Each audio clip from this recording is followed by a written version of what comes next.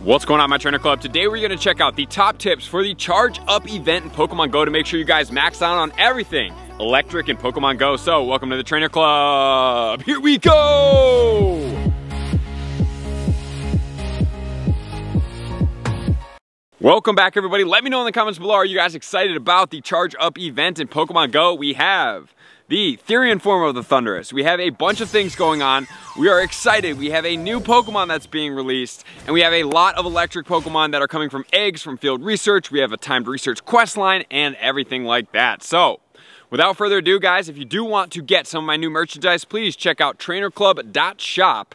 We have bomber jackets, we have hoodies, we have shirts, everything that you guys need in any season that you're at, because we went from Miami with t-shirts, now we're in Oregon for a couple weeks with hoodies and jackets. So it is definitely a good time for that. So without further ado, guys, let's get into all the details about Charge Up. The event is going to go from Tuesday, March 16th at 10 a.m. local time, all the way until Monday, March 22nd at 8 p.m. local time. The bonus of the event is going to include, when you open gifts, you're going to have higher chances of getting evolutionary items if you guys do need that in Pokemon Go. And the features are going to include event field research tasks that are going to reward you with Mega Energy for Ampharos. Just remember, Manectric Mega is going to be unveiled for the first time ever in Pokemon Go as well during this time frame. You will be able to get Pokeballs, and then also we will be able to get Eelektrik type encounters as well. There's going to be timed research that's going to be revolving around powering up and evolving electric type Pokemon. There's going to be electric type spawns.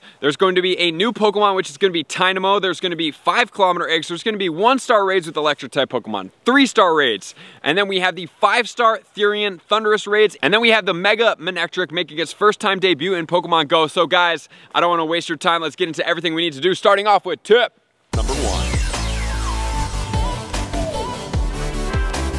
Tip number 1 is going to be focusing around the spawns around this event. So there are a decent amount of electric type shiny Pokemon out there. So for me, there are definitely a couple here that I do need, which are going to include the Eelektrik. I would absolutely love to get that shiny, and the Geodude, which I did miss it in the last event, but I'm excited to hopefully get it now. So the spawns are going to include Pichu, electric type Pokemon. If you guys do need a regular Pikachu, this is a great time to try to hunt a shiny. An Alolan Geodude that does have a shiny, Magnemite that does have a shiny, and then we'll get into the Go Battle League spawns as well and any meta relevant Pokemon. And then we have Voltorb, we have Electrode, and we have Electabuzz.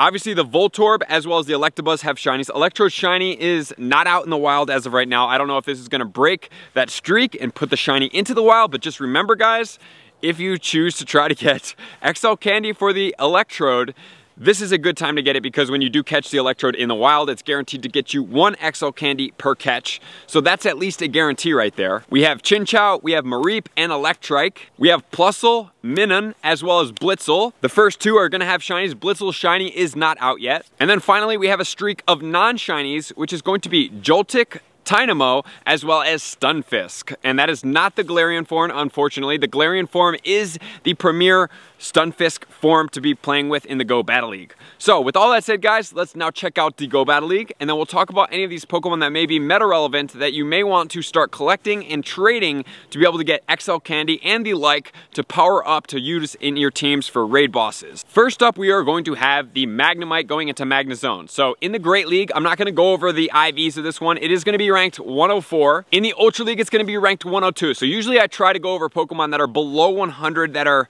a little bit more relevant to your team, because sometimes when you're going over 100, maybe at a rank 150 against a rank 1 through 10, although that could work if you know the typings and the moves of that Pokemon, those Pokemon are typically a little bit stronger. But in the Master League, it does prevail. It is going to be ranked 41 with Spark, Wild Charge, and Mirror Shot combination. So that's going to be max 15, 15, 15. You can XL it up, but then that's going to take you out of the Classic. But if you do choose to do that, that's definitely a Pokemon to get after, and it does have a shiny. I really like the shiny Magnemite. I also love the shiny Magnezone as well. And next we have Joltik. That's going to go into Galvantula, which is going to be ranked 43 in the Great League. This Pokemon's moveset is going to be Volt Switch, Discharge, and Lunge combination. 100% IVs on this Pokemon is going to be a 0, 15, 15. And next we do, and finally, that we're going to cover for the Go Battle League is going to be the Stunfisk. So as you see right here, rank 4 for the Galarian, rank 115 for the regular. However, I would not say to just overlook this Pokemon, because although the Galarian one is better, this Pokemon actually does pretty well in the Ultra League as well.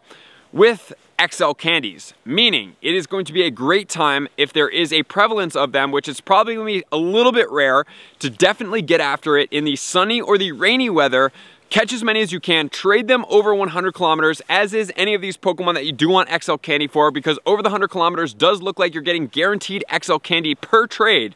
And then you can start gaining up the XL candy for the Galarian, Stunfisk, and then if you do so choose, because it's going to be a maxed out 15, 15, 15 in the Ultra League with the best buddy boost at level 51, just under 2,500, you can then use the Galarian Stunfisk in the Ultra League to boss out like that. So don't overlook it as far as its own rank without the Galarian form, but I would say utilize it as a tool to help you out with your Galarian form. And then as far as meta raid attackers, the only one that's really standing out to me in this is going to be Magnezone. So not only does Magnezone prevail the best in the Master League, it's also a meta raid attacker relevant as well.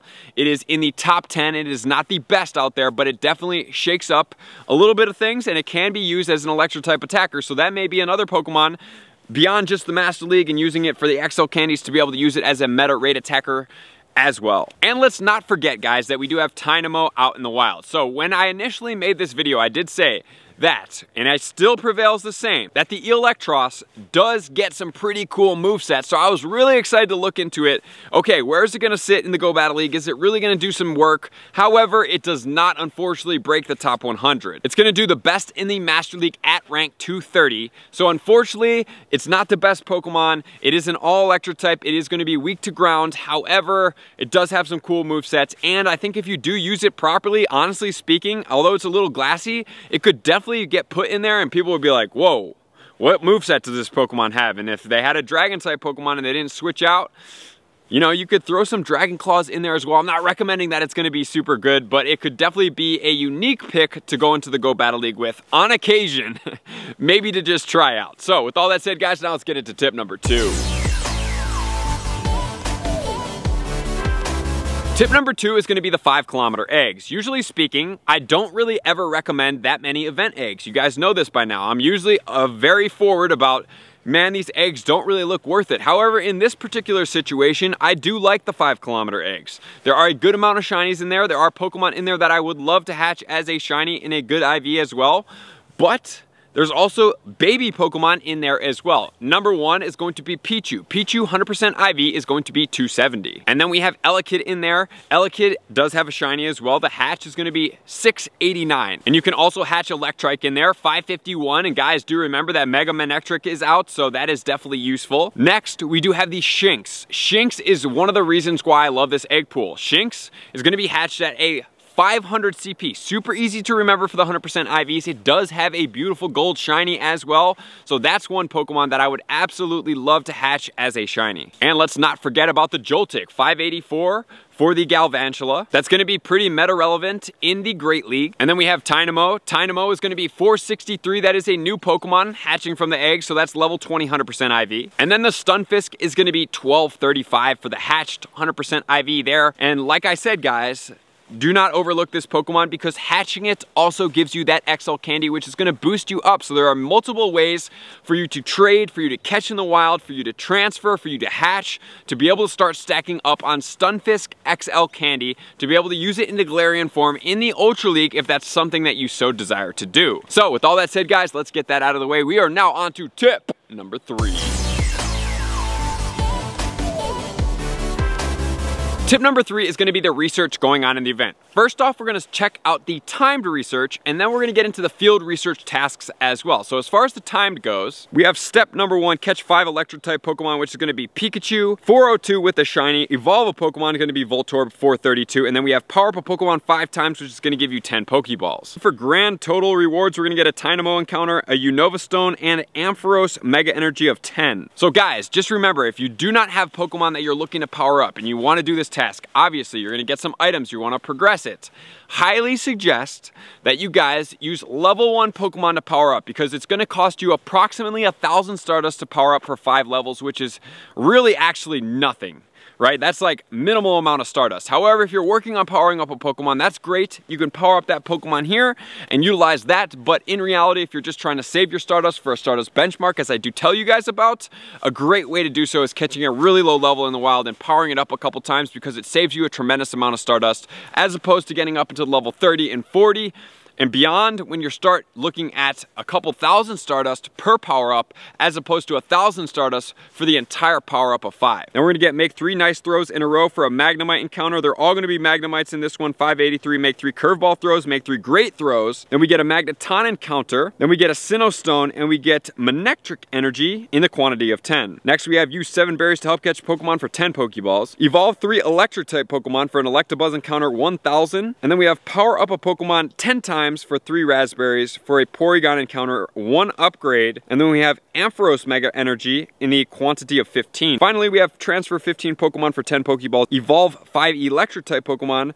for a Jolteon encounter 1238, and power up a Pokemon 15 times 1003 for a Manectric, Tynamo encounter, Unova Stone, and 15 Mega Manectric Energy. And guys, like I said, powering up those Pokemon, especially in this, what I would suggest doing if you're not working on a Pokemon is I would catch a couple level 1s, power it up 5 times, transfer it, catch another one, power it up 5 times, transfer it. How do you know if it's a level 1? If the bar is all the way down in the corner of the left of the screen and you don't see any white, it's just a ball sitting in the corner with no white coming up along the arch, that's how you know it's a level 1, and it'll say 200 Stardust per power up. And then next we're gonna go on to field research quests. So there are definitely some out there that are gonna reward some pretty cool things. So we have catch 5 Electric type Pokemon, which can give you a Joltik encounter for 38 100% IV, a Pikachu encounter 402 as 100%, or Voltorb 432 as the 100% IV. And then we have catch 25 Electric type Pokemon, which is kind of a steep task. Tynamo encounter 347 100%. Then we have power up a Pokemon 5 times for 3 Great Balls. Honestly speaking,